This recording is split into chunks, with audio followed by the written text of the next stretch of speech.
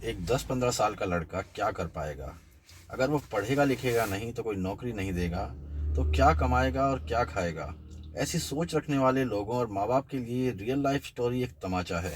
क्योंकि ऐसे कई लोग हैं जो स्कूल और कॉलेज में तो कभी कुछ कर नहीं पाए, पर आज युवाओं के लिए खुद एक इंस्पिरेशन बन चुके हैं।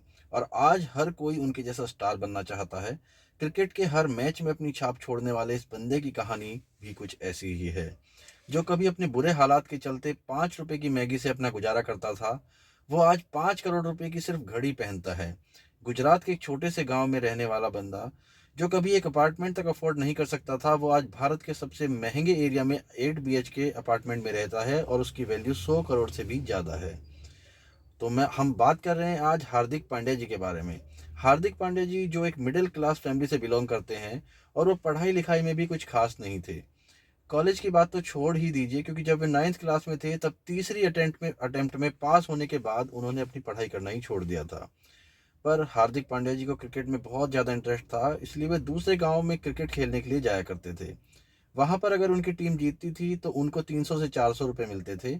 गांव से दूसरे गांव तक का सफ़र वे अक्सर दूसरों से लिफ्ट मांगकर पूरा करते थे, ताकि लंच के लिए पैसे बच सकें। इसके बावजूद भी हार्दिक पांड्या जी को पूरा दिन 5 रुपए की मैगी पर दिन निकालना पड़ता था, क्योंकि प्रॉपर डाइट मेंटेन करना तो मुश्किल था, बाकी का खाना खाने से नींद आती थी। और ऐसे सिचुएशन में हार्दिक पांड्या जी पूरे पूरे दिन क्रिकेट खेलते थे।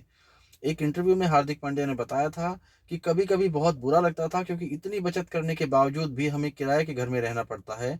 पहले तो इनके पापा एक फाइनेंस कंपनी में काम करते थे, लेकिन हार्ट अटैक आने के बाद उनको वो काम छोड़ना पड़ा। हार्दिक पांड्या की फाइनेंशियल सिचुएशन बहुत ख़राब थी, लेकिन इसके बावजूद भी उन्होंने अपना गोल चेंज नहीं किया, क्योंकि उन्होंने ठान लिया था कि अब क्रिकेट में ही करियर बनाना है।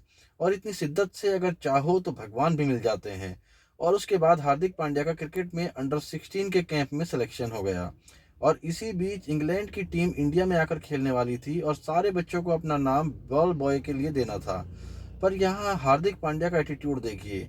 उन्होंने कहा कि मुझे बॉल बॉय नहीं बनना है, क्योंकि मैं यहाँ पर क्रिकेटर बनने आया हूँ, बॉल बॉय नहीं। इस हरकत के बाद कोच ने उनको लगभग बाहर ही निकाल दिया था। पर हार्दिक पांड्या का जुनून ये था कि जो चाहिए और जो सपना है उससे कम में तो मानना ही नहीं है।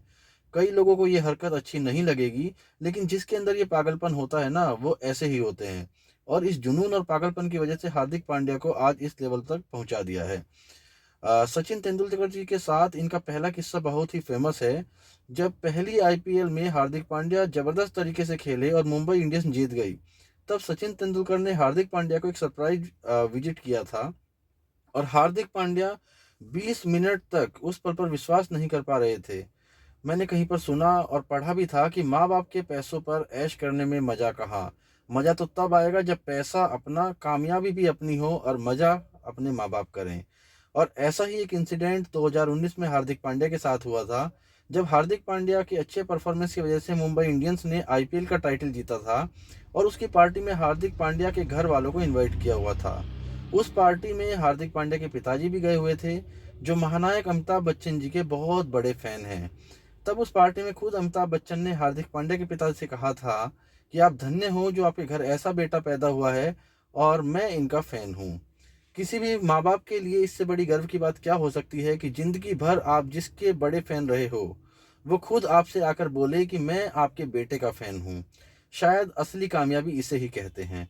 हार्दिक पांड्या की आज की लाइफस्टाइल आज कोई नवाबों से कम नहीं है।